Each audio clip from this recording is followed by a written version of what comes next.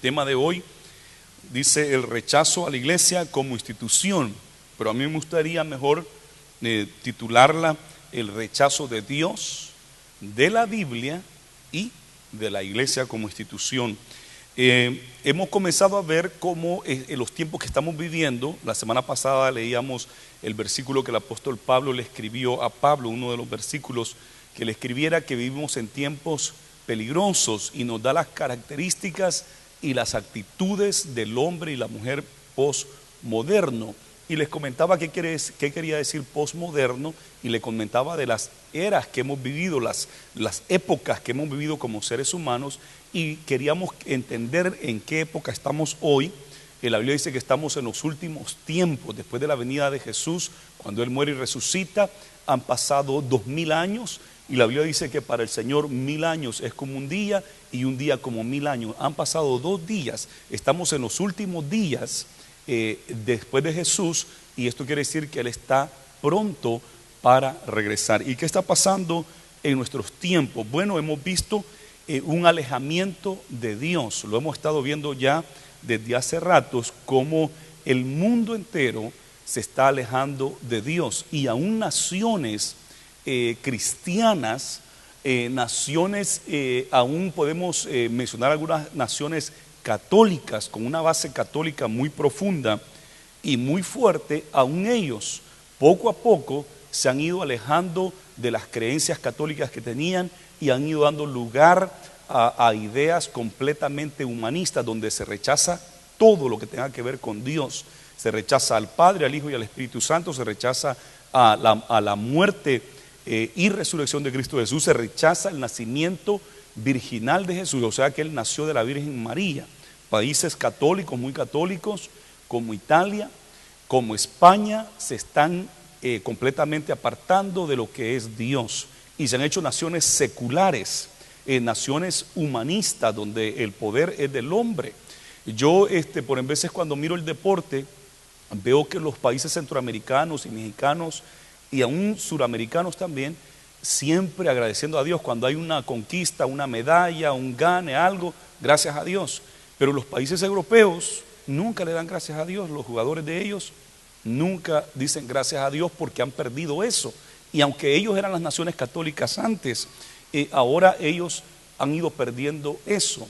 En los países cristianos, que son pocos los países cristianos, quizás Suecia, Holanda, Inglaterra, bueno, se quedó con una iglesia nacional que ellos formaron, que se parece mucho al catolicismo, la iglesia anglicana, parte católica, parte cristiana evangélica, una mezcla de eso. Pero los países, el país más conocido cristiano es Estados Unidos de América, es el país cristiano de lo que se le llama evangélico, este país es del cual vivimos. Y aún este país, que se considera un país cristiano evangélico, se ha ido apartando de Dios, y de eso es lo que vamos a estar viendo en este día. Vamos a tomar de base el primer libro de Samuel, capítulo 7, en los últimos versículos, para entender qué pasó acá, y vamos a tomar todo el 8 para que analicemos lo que estaba pasando en Israel en aquel entonces, y cómo la historia se vuelve a repetir. Por eso es que la historia es bien importante estudiarla, analizarla, aprender, porque la historia se vuelve a repetir. Y el problema es que muchos vuelven a cometer los mismos errores del pasado, se vuelven a cometer ahora. Dice en primero de Samuel capítulo 7, versículo 15, y juzgó Samuel a Israel todo el tiempo que vivió, y todos los años iba y daba vuelta a Betel, a Gilgal y a Mizpa, y juzgaba a Israel en todos estos lugares. Después volvía a Ramá, porque ahí estaba su casa, y allí juzgaba a Israel, y edificó allí un altar a Jehová.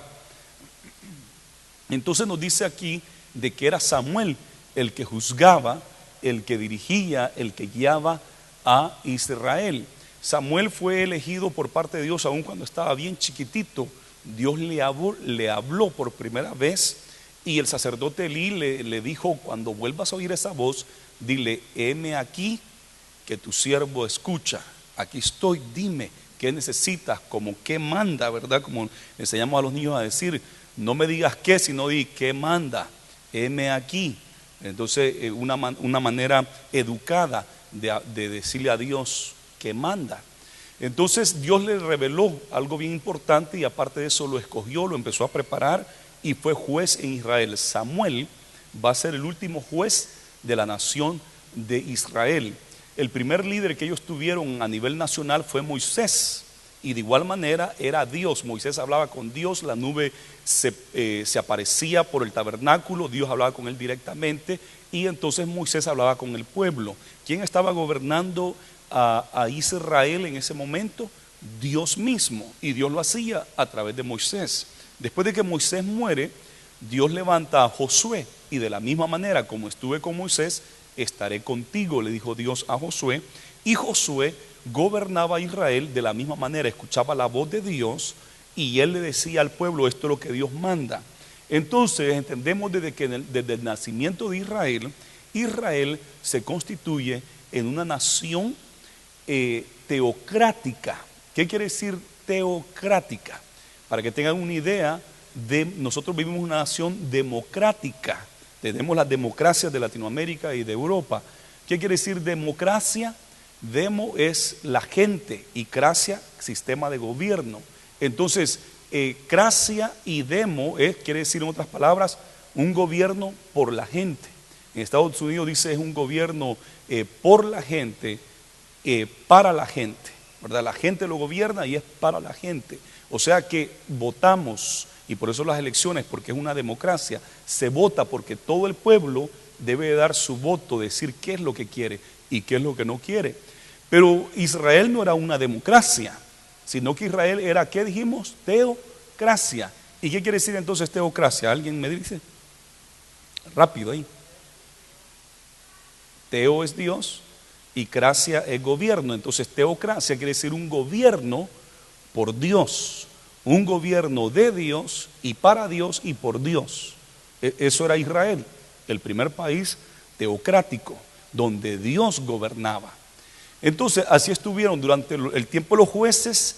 Como no había un líder principal como Moisés o Josué, que no había uno que estuviera al frente, se desenfrenaban. Y dice un versículo, y cada quien hacía como bien le parecía.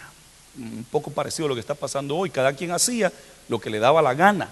No había para afirmarse, nadie quería seguir las reglas de Dios, sino que cada quien se iba por donde quería. Entonces, pero Dios levantaba jueces. Entre esos jueces levantó a Jefté, levantó a Débora, la primera mujer, el líder en la nación de Israel, una mujer que gobernó a Israel. Débora levantó a Sansón y otros más. Y de los últimos jueces fue Samuel, el que Dios levantó para gobernar en lo que le llamaríamos nosotros una teocracia. Pero en este día, según los versículos 15 al 17, encontramos que Samuel seguía gobernando. Y dice que él estaba en Ramá, que es al norte de Israel, pero que iba a estas ciudades importantes, visitaba, veía cómo estaba, regresaba a Ramá y desde allí él gobernaba y él juzgaba. Pero mire lo que acontece, el versículo 8. Aconteció, capítulo 8, versículo 1. Aconteció que habiendo Samuel envejecido, puso a sus hijos por jueces sobre Israel, y el nombre de su hijo primogénito fue Joel. Joel quiere decir Jehová es Dios, él, Joel. Y el nombre del segundo era Abías, que quiere decir Jehová es Padre, Abba, él es el Padre. Y eran jueces en Berseba, al sur de Israel.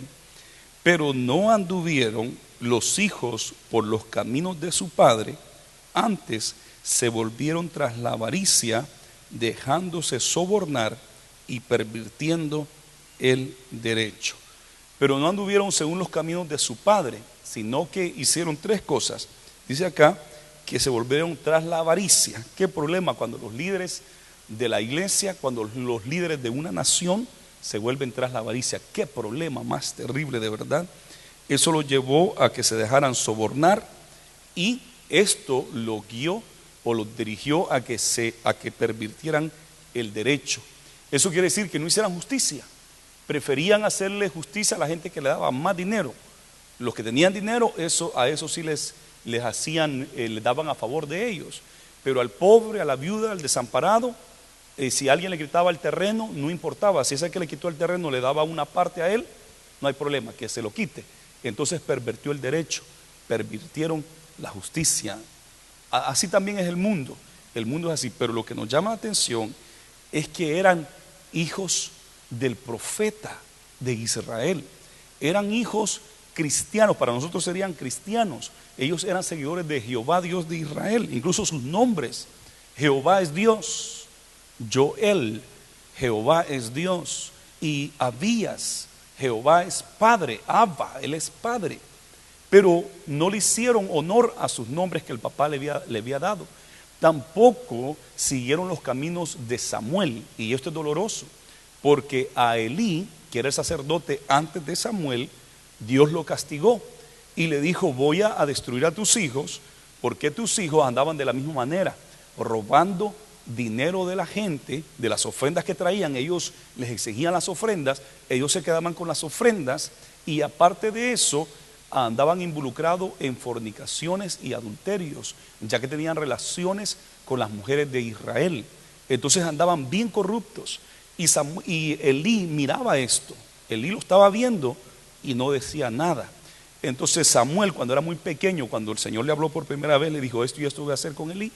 Yo había dicho que yo lo iba a honrar y que su familia iba a estar para siempre gobernando a Israel, en el sacerdocio, pero yo voy a honrar a los que me honran, dijo el Señor.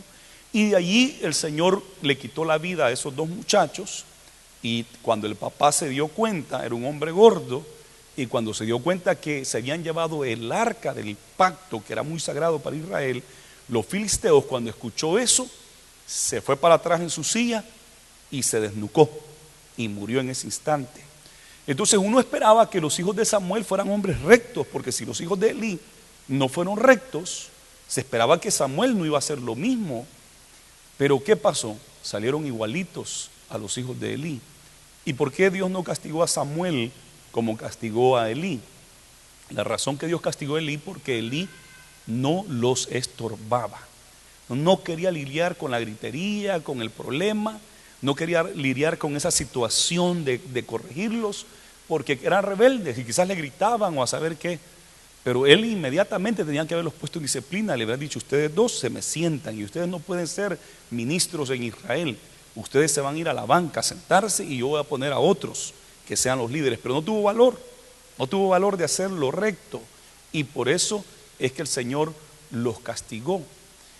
A Elí, Samuel le pasó lo mismo, pero yo creo que Samuel los ha de haber reprendido y ha de haber hablado con ellos. Pero de todas maneras, cuando los muchachos crecen, cada quien le va a dar cuenta a Dios. El problema es que el padre no le corrija. Viene el momento en que ya son adultos, ya no se puede, más que puro consejo, pero mientras están debajo de su techo, uno debe de ser responsable en corregirlos. Pero estos muchachos estaban en avaricia, se dejaban sobornar y pervertían el derecho. ¿Y qué hacen los ancianos? Mira el versículo 4 y 5. Entonces todos los ancianos de Israel, que son los líderes de las tribus, se juntaron y vinieron a Ramá para ver a Samuel. Vinieron de todos los lugares ahí donde estaba Samuel, en Ramá. No esperaron que llegara a Betel o que llegara a Mizpa. Ellos fueron allá donde estaba él, a Ramá. Y dice el 5, le dijeron: he aquí, tú has envejecido y tus hijos no andan en tus caminos. Por tanto, constitúyenos ahora un rey que nos juzgue como tienen todas las naciones. Pero no agradó a Samuel esta palabra que dijeron: danos un rey que nos juzgue. Y Samuel oró a Jehová. Fíjense que ellos ahora tienen dos argumentos. Uno: estás muy viejo, estás ya pasado de moda, ya estás viejo, ¿verdad? Y si nosotros queremos comparar a la iglesia, a la institución de la iglesia cristiana, que es la que ha preservado la palabra del Señor y en la que predica y la que está siempre iluminando, tratando de llevar la verdad al mundo, las naciones, el mundo, con estas nuevas filosofías que han entrado en el postmodernismo, nos han dicho lo mismo: estás demasiado viejo, ya pasó de moda. Eso era para allá, para los tiempos medievales, eso era para hace 100, 200 años atrás, pero hoy la iglesia cristiana, evangélica, ya pasó de moda, ¿verdad? La iglesia cristiana ya está muy vieja, ya no funciona. Eso funcionó en aquellos años medievales quizás, aquello funcionó en los tiempos antiguos, pero hoy ya no funciona. Estás muy vieja, estás pasado de moda, no puedes, no llena lo necesario para gobernar, para guiar, para instruir, para dirigir. No es suficiente. Eso es lo que se nos ha dicho. Para los años 1860 para arriba se dieron unas cosas que han cambiado nuestra historia para siempre, con 3 personajes muy famosos. El primero de ellos, Charles Darwin. Darwin, que es estos 3 que les voy a mencionar, han movido al mundo entero hacia el postmodernismo, a las filosofías postmodernismo, donde tratan de sacar a Dios de la vida del ser humano. Charles Darwin escribió un libro que se llama The Origin of the Species, el origen de las especies. 1860 y algo escribió él ese libro. ¿Y qué decía ese libro? Ese libro decía de que no directamente dijo que no había Dios, sino que él, buscando cómo es que existe todo, sin tomar a Dios en cuenta, sale con lo que ahora nosotros le conocemos como la teoría de la evolución. Dios no existe prácticamente, y estamos acá con un gran proceso de evolución que comenzó con un accidente que fue evolucionando hasta que llegara al ser humano. Y ustedes han escuchado que de una célula se va formando primero los reptiles, los mamíferos, las aves y bueno, todo se fue formando. Y del mono, que es el más cercano a nosotros, de allí salimos nosotros, ¿verdad? Esa es la teoría de la evolución. Charles Darwin fue el primero que escribió esto. Estamos hablando de 1800. Estamos hablando ya más de 100 años, casi 150 años, 150 y algo años que esto sucedió. Entonces a la gente le gustó porque era la explicación más clara o la explicación más lógica que ellos podían entender de cómo existe lo que existe sin tomar a Dios en cuenta. Ellos seguían una filosofía en esa época que se llamaba el naturalismo o el materialismo. Entonces ellos decían, no existe lo sobrenatural, como nos ha dicho la iglesia, como nos ha dicho la Biblia, el Dios de la Biblia, lo que nosotros le llamamos judeo-cristiano, los valores judeo de judíos, porque es el Antiguo Testamento, y cristiano, el Nuevo Testamento, los valores judeo-cristianos nos han dicho que hay un Dios, pero no es así.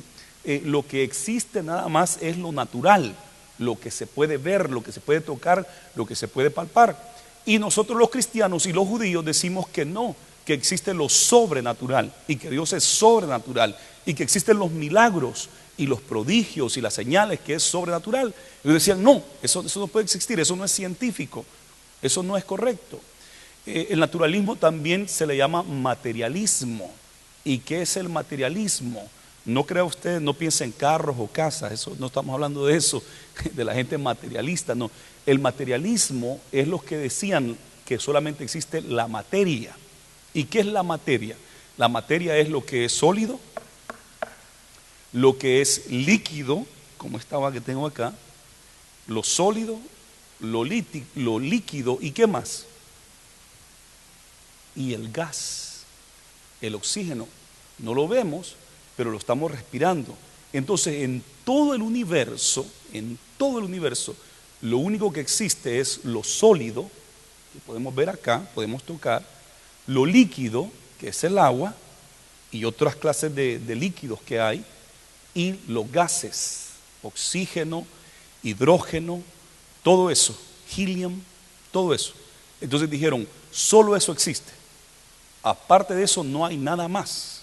Entonces, ¿cómo podemos nosotros explicar en la creación del universo explicando que solamente existe lo material, que dijimos que era sólido, líquido y gas.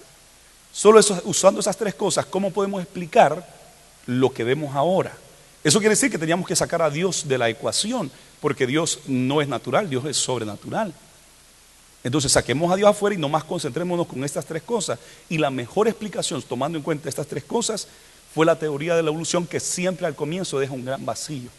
¿Y cómo comenzó esa primera célula? Y no pueden explicar eso.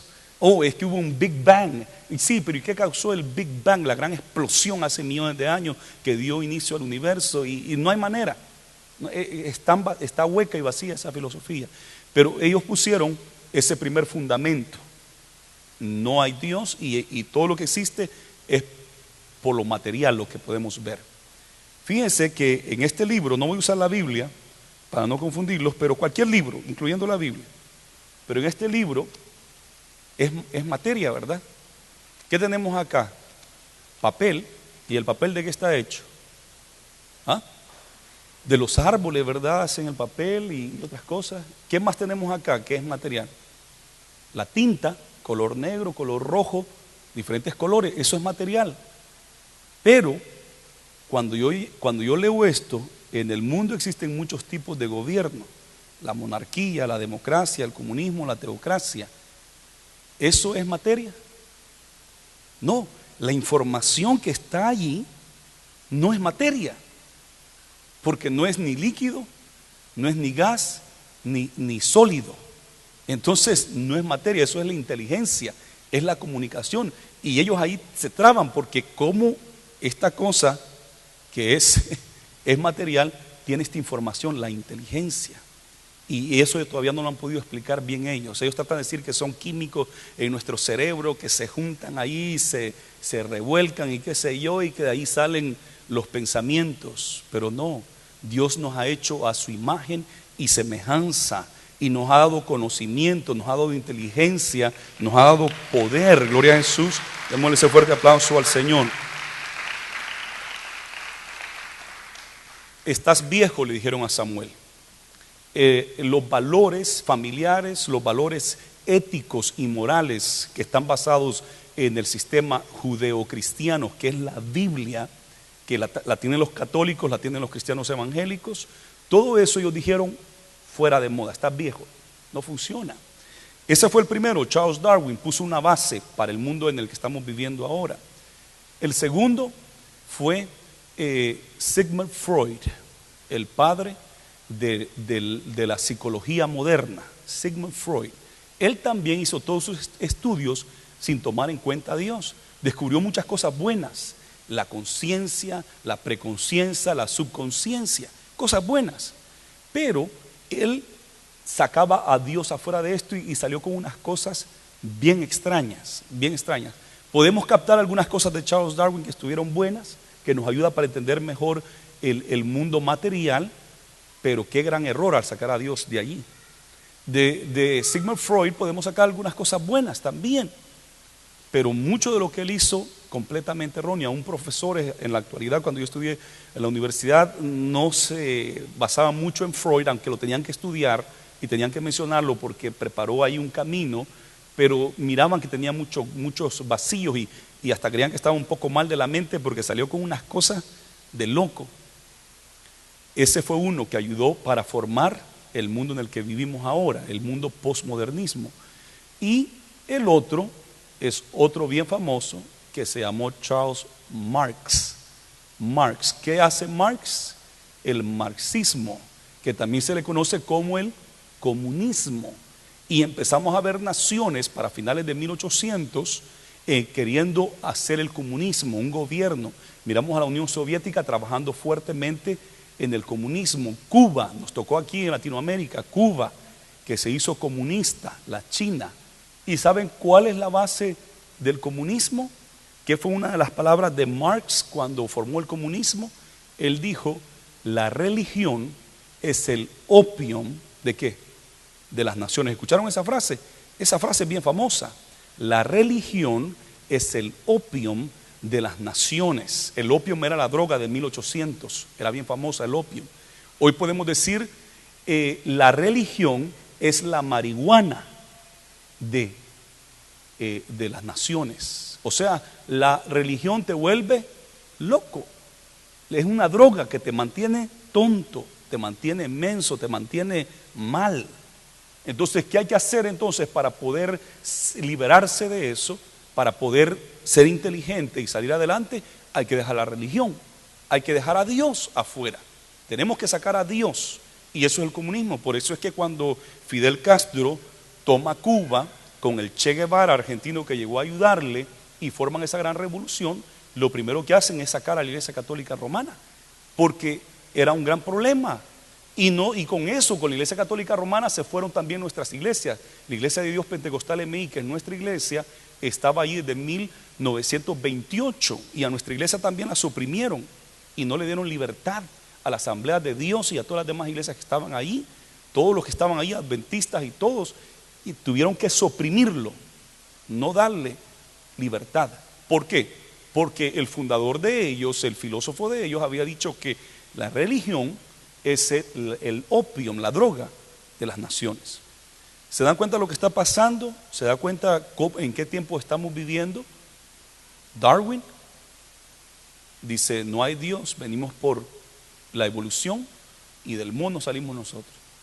El otro, Sigmund Freud, pone la base psicológica para nuestros tiempos, sacando a Dios afuera.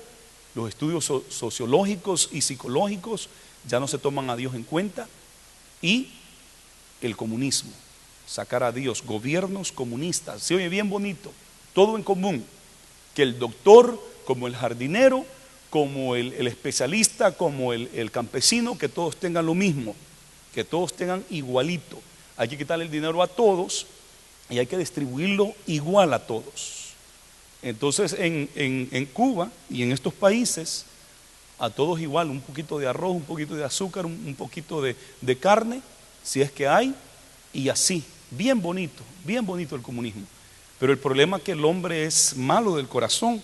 Entonces Fidel Castro y toda su gente, no un poquito de arroz, una ollada de arroz, no un poquito de carne de todo lo que quiera, y vinos lo que quiera, y alcohol de lo que quiera.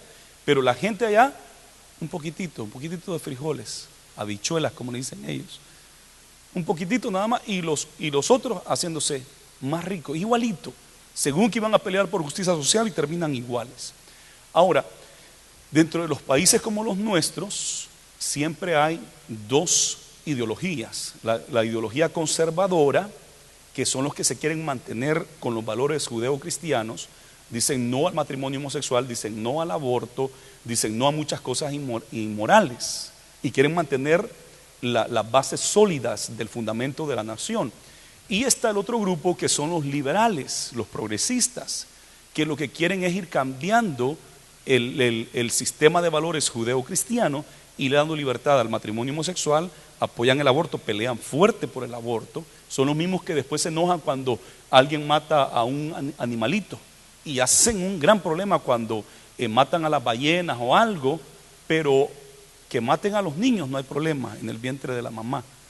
Y entonces está ese mover, y siempre los de la ideología liberal siempre quieren sacar a Dios afuera. El movimiento feminista claramente dijo que el problema del machismo y todo eso era de que Dios había dicho, o que la Biblia decía, que Dios es la cabeza del hombre, el hombre es la cabeza de la mujer, y por eso hace que la mujer esté sometida y esté oprimida. Entonces ellas en sus documentos oficiales dijeron que querían sacar a Dios de la conciencia de la humanidad, querían sacar a la Biblia, y eso quiere hacer el comunismo, y eso quieren hacer muchos. El sistema educativo de Estados Unidos está impregnado de todas estas ideas, está impregnado. Estados Unidos está impregnado de todo esto, del feminismo, que estaba bien pelear contra el machismo y pelear en contra de esas cosas que mantenían a la mujer, que no podía votar, no podía comprar terreno y todo eso. Eso había que quitarlo, porque la Biblia nunca dice eso. Incluso hoy estamos en el día de la resurrección, y ¿saben quiénes fueron los primeros en llevar el mensaje de la resurrección? Mujeres. Si Jesús hubiese sido machista, hubiese escogido a Pedro, a Juan que hubiesen sido los primeros testigos y que Pedro y Juan hubiesen ido a decir, ha resucitado, nosotros somos testigos de eso. Y los romanos, y se hubiera ganado a los judíos y romanos. Pero Jesús no hace eso, Dios no hace eso. Dios dice, no quiero que sean mujeres las primeras que vayan a ver y que las mujeres sean testigos. Y ahí es donde uno dice, pero ¿y por qué? Si esto fuera una fábula, lo que hubieran hecho los escritores es poner que eran los hombres los testigos, no las mujeres. Porque el testimonio de la mujer en esa época no era válido ni con los judíos ni con los romanos. Pero los primeros testigos de la resurrección de Jesús, que es el evento más importante de nosotros los cristianos, es la resurrección de Cristo Jesús, los testigos son mujeres. Por eso que yo le digo, la Biblia no es machista. Dios quiere que el hombre y la mujer estén en el lugar correcto, que se amen el uno al otro. Pero el feminismo cobró bastante poder en Estados Unidos. Dijeron, somos iguales, el hombre y la mujer son iguales. Y no es cierto. Ahora los científicos han descubierto que la mujer usa una parte del cerebro más que el hombre. El hombre parece que nomás usa la parte izquierda y la mujer la parte derecha, pero otro está diciendo la mujer usa las dos partes. Entonces la mujer tiene otro sexto sentido, le dicen, y eso es porque ella usa otras partes del cerebro que el hombre no usa. El hombre, cuando está chiquito, lo único que le gusta hacer cuando es niño, ¿verdad? Lo único que le gusta es hacer ruidos con el carrito, la metralleta. Y las niñas tienen sus jueguititos que están tomando té, tacita de café y hablan desde que están chiquitas. Ya saben hablar, saben comunicarse desde chiquitas. Y los niños no saben. Los niños lo que quieren es... Entonces, somos diferentes, pero ya dijeron, no, somos iguales. Físicamente sabemos que somos diferentes, eso nadie lo puede negar. Somos diferentes y nos necesitamos el uno al otro, nos componemos el uno al otro, nos complementamos, va bien en la palabra, nos complementamos el uno al otro, y igual en lo intelectual, igual en lo psicológico, igual en lo espiritual, somos diferentes. Y por eso es que las mujeres tuvieron el derecho de ir a la guerra, y en Irak los primeros en dar su vida por la nación de Estados Unidos fueron las mujeres. Y los musulmanes burlándose de nosotros, miren, el hombre allá cuidando los dos niños y ella aquí con la metralleta. Dice, ¿qué nación más afeminada de verdad? Y por eso es que allá nos odian, porque creen que somos afeminados, que nuestra nación es una nación afeminada. Y yo creo que sí, se ha hecho una nación afeminada. No querían una nación machista, y del machismo, que es un extremo, se fueron a una nación afeminada. Pero la Biblia no enseña ni machismo, ni enseña afeminanismo. No enseña que sean afeminados, ni enseña que sean machistas. Enseña que seamos rectos, que estemos bien. Eso es lo que la Biblia enseña. Pero qué lástima, sacaron a Dios y dicen, está anticuada la iglesia, está anticuado el mensaje judeo-cristiano, estás viejo. Así le pasó a Samuel. Y necesitamos otro sistema de gobierno. Pero fíjense lo otro, esa es la parte que está pasando. Yo quiero que ustedes entiendan. Sus niños cuando van a la escuela, van a un mundo que lo gobiernan estas filosofías. A sus niños les enseñan de que no existe Dios, que las oraciones de nada sirven, sino que estamos por un proceso de evolución aquí en la tierra. A sus niños les enseñan todas estas cosas, sacan a Dios de la ecuación, y usted es importante que les mantenga el mensaje, trayéndolos a la iglesia, pero usted personalmente debe de enseñarle cada oportunidad que tenga. Hoy es el día de resurrección, hoy hay que aprovechar, explicarles a ellos qué pasó en este día, y hagan una fiesta, hagan una comida juntos, hagan algo para celebrar esto, que Él resucitó. Esta noche nosotros vamos a tener Santa Cena, vamos a tener una fiesta aquí en la iglesia y vamos a tener la Santa Cena. Le pido a todo el pueblo que se prepare para recibir la Santa Cena. Es bien importante esto. Pero mire lo que pasa en lo siguiente, y aquí esto es terrible, porque mire lo que dice: y tus hijos no andan en tus caminos, por tanto constitúyenos ahora un rey. Tus hijos no andan en tus caminos. Entonces dicen, está vieja, la iglesia está vieja, pero los cristianos son una bola de hipócritas. Eso es lo duro, eso es lo duro. Los líderes cristianos, miren lo que hacen. Y la iglesia católica, que ha tenido muchos problemas con con el abuso de los niños, que a muchos sacerdotes aquí en Estados Unidos han perdido millones y millones de dólares, en México y Latinoamérica no tanto, aunque han procesado algunos cuantos, pero la gran mayoría se la pasa fácil, pero en Estados Unidos no permiten eso. Como no es una nación católica, entonces los miden igual. Entonces, ¿qué problema? Miren los sacerdotes, miren aquello, miren la iglesia católica, cómo está, cómo abusan a los niños, son homosexuales los sacerdotes y ta. Entonces no andan en el camino que ellos predican.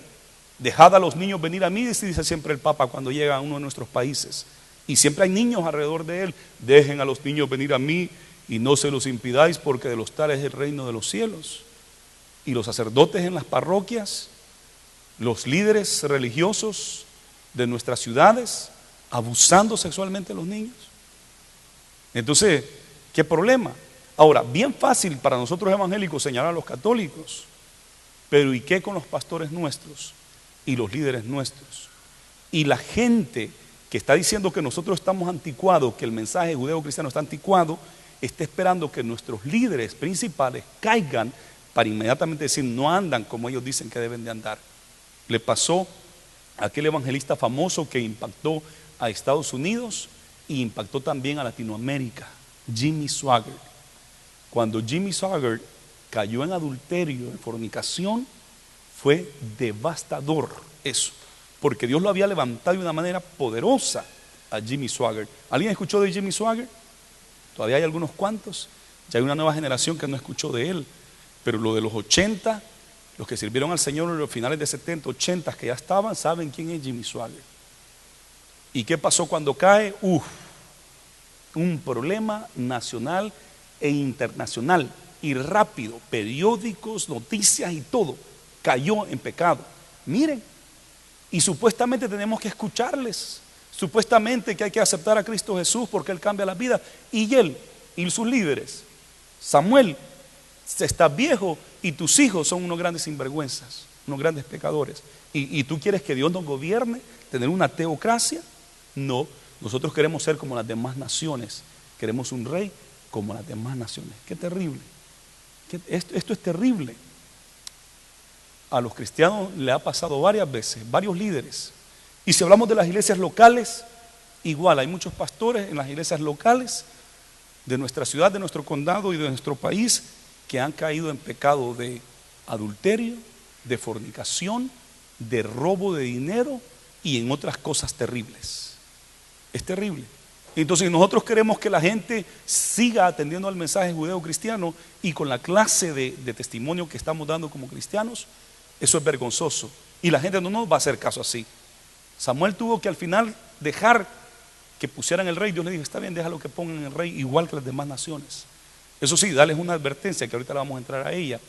Pero imagínese usted, amado hermano, yo quiero que usted ponga atención a eso. Ahora, yo estoy hablando de los líderes, pero ¿cuánta gente de su propia familia y de sus propios amigos no quieren venir a la iglesia porque han visto la situación suya? Porque han visto, y son cristianos, y mira lo que ha hecho. Mira el gran problema familiar que tienen, mira el gran problema matrimonial que tiene, y quieren que yo vaya a la iglesia para ser como ellos. Para ser como ellos, mejor no, dice. Entonces, yo hablando de los líderes, pero y el pueblo en general, ¿cuántos de nuestros familiares y amigos no vienen al camino del Señor por la clase de testimonio que nosotros le estamos dando? Por nuestros pecados, por nuestra altivez, nuestro orgullo, por todas esas cosas que ellos ven en nosotros.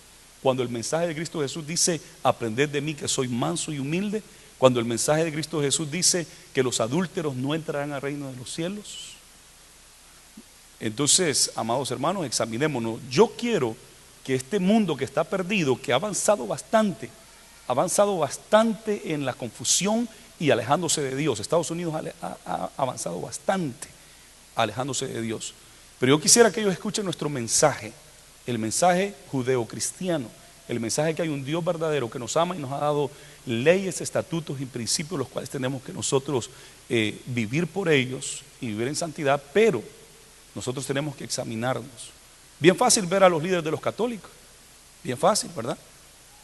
Bien fácil quizás ver a los líderes nuestros, y nosotros como pueblo, nosotros también como pueblo, debemos de examinarnos. Es terrible lo que está pasando. Cuando estaba el asunto de la proposición 8, hace 2 años, y estuvimos trabajando bastante para que el matrimonio en California se mantuviera como es bíblico entre un hombre y una mujer. E incluso se hizo una enmienda a la Constitución, cosa que es dura hacerlo, pero se logró enmendar la Constitución para que diga el matrimonio en California solo es válido entre un hombre y una mujer, y se logró. Pero en ese proceso fue una batalla bien fuerte. Un pastor de una iglesia evangélica americana, no voy a decir qué iglesia era, y el nombre del pastor tampoco, pero algunos de ustedes han de haber escuchado, una iglesia como de 10,000 miembros, y él hablaba también en contra del matrimonio homosexual, y después se descubre que un homosexual le vendía drogas y tenían una relación con él, media amorosa, con este homosexual, un pastor evangélico de 10,000 miembros. Este hombre, cuando lo escuchó decir de que estaba en contra del matrimonio homosexual, fue y inmediatamente le contó a los medios de comunicación. El pastor tuvo que reconocer, humillarse, decir es cierto, y renuncio al pastorado porque es cierto, he dejado en vergüenza el evangelio, a mi familia, a mi esposa, y me separo de la iglesia. Qué doloroso, eso fue terrible, eso fue terrible. Eso le pasó a Samuel. ¿Qué más argumento tenía si sus hijos andaban mal? ¿Qué más argumento tenemos nosotros cuando nuestros líderes andan mal?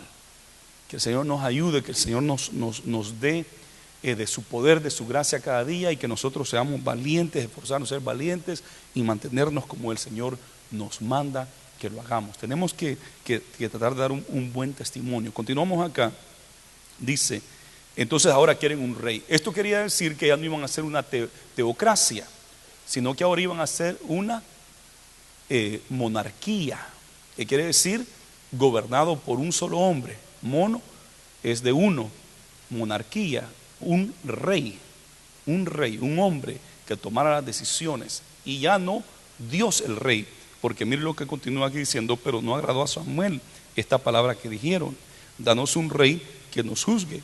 Y Samuel oró a Jehová y dijo Jehová a Samuel, oye la voz del pueblo en todo lo que te digan, porque no te han desechado a ti, sino a mí me han desechado, para que no reines sobre ellos, conforme a todas las obras que han hecho desde el día que los saqué de Egipto hasta hoy, dejándome a mí y sirviendo a dioses ajenos, así hacen también contigo. Ahora pues, oye su voz, mas protesta solamente contra ellos y muéstrales cómo les tratará el rey que reinará sobre ellos. Entonces dice el Señor, sí, es cierto que te duele a ti porque, pero en sí me han dejado a mí, que yo no reine sobre ellos. Ellos no quieren que yo sea su rey, quieren a un hombre. Así es que está bien, lo mismo que me han hecho a mí, ahora te lo han hecho a ti. Oye su voz. Entonces, ¿qué hace Samuel? Lo primero, orar. La iglesia cristiana, en estos tiempos que estamos viviendo, que el mundo no quiere escuchar nuestro mensaje, el mundo, naciones cristianas como Estados Unidos se están apartando de ser naciones cristianas. Y entonces, ¿qué tenemos que hacer nosotros? Orar es lo primero. Samuel fue a orar, Señor, mira lo que está pasando, mira. Eso es lo primerito que nosotros como cristianos debemos de hacer, orar.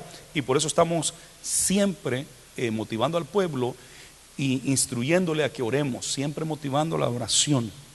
Segundo, Dios le dice, déjalos, pero lo que vas a hacer es amonestarles, vas a darles unas advertencias. Y eso es lo segundo que tenemos que hacer nosotros, dar la palabra de Dios, decirle de las consecuencias de vivir apartado de Dios. ¿Cuáles son las consecuencias de vivir apartado de Dios? Nosotros, muchos de nosotros, tenemos el testimonio de que vivimos apartados de Dios y hemos visto lo que se cosecha, lo que el pecado cosecha.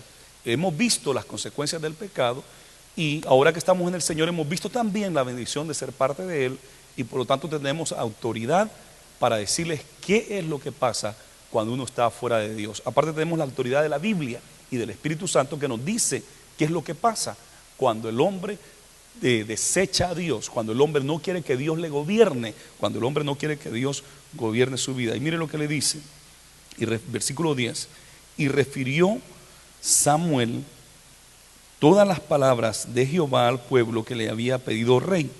Dijo pues, así hará el rey que reinará sobre vosotros. tomará vuestros hijos y los pondrá en sus carros y en su gente de a caballo, para que corran delante de su carro, y nombrará para sí jefes de miles y jefes de 50, los pondrá a sí mismo a que aren sus campos y sieguen sus mies, y que hagan sus armas de guerra y los pertrechos de sus carros. Fíjese, le dice, él va a organizar un ejército, y ese ejército van a ser sus hijos los que van a ser parte de ese ejército. Él también va a tener terrenos para él, para el gobierno, y van a ser sus hijos que van a ir a trabajar. ¿Para quién? Para el rey.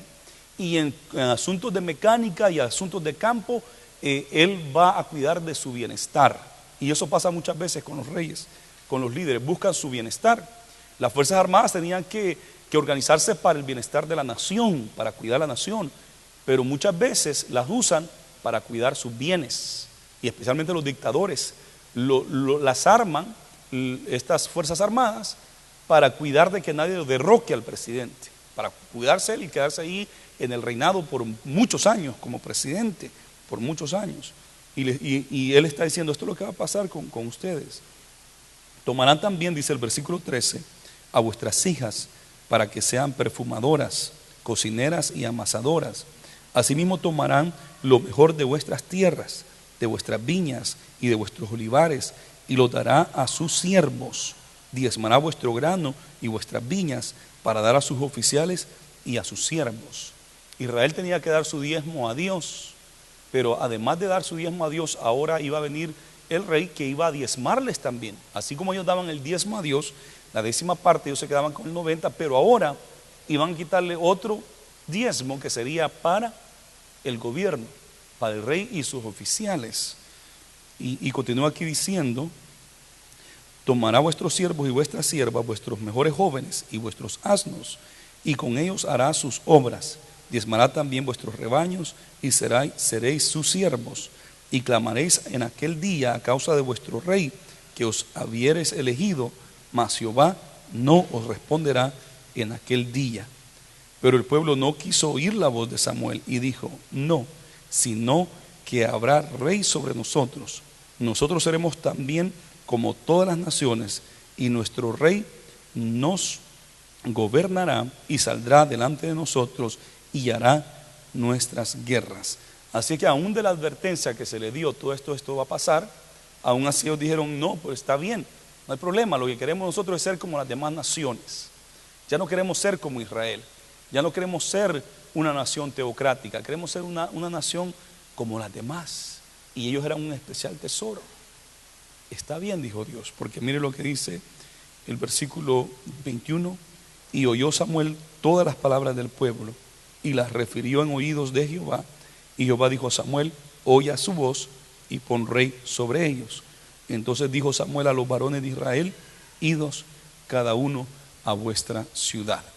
Así es que ellos desecharon a Dios. Ese es el día que los ancianos de Israel desecharon a Dios. Es el día que ellos decidieron, queremos ser como las demás naciones. Ese fue el problema, decir, queremos ser como las demás naciones.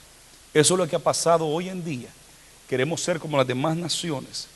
En este país en el que vivimos, en este país donde nuestros hijos se están criando y los nietos se están criando, hace rato que desecharon a Dios.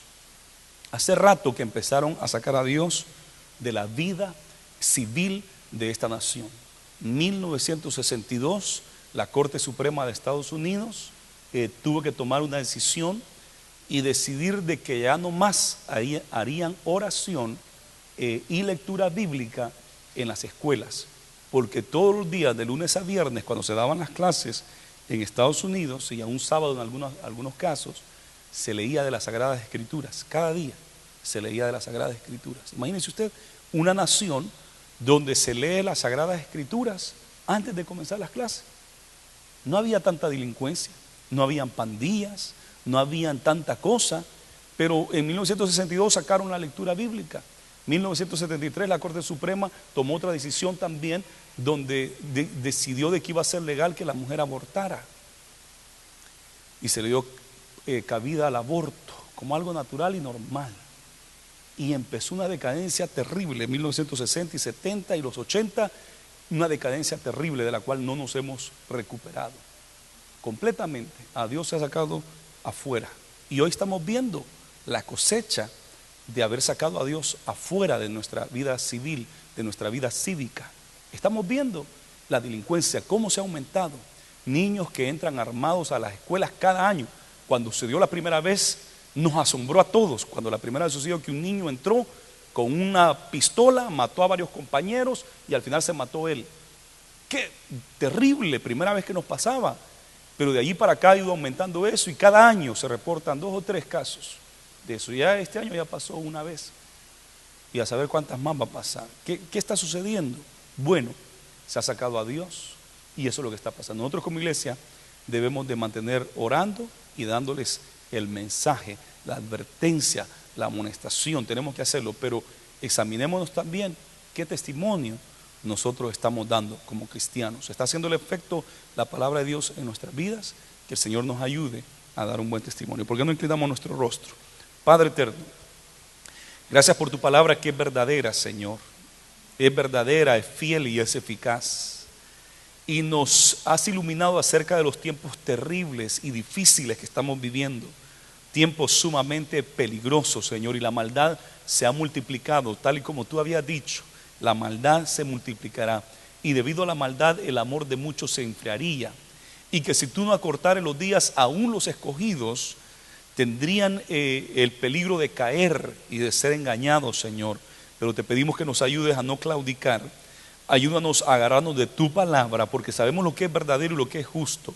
Los hijos de Samuel también lo sabían, pero ellos prefirieron no hacer justicia.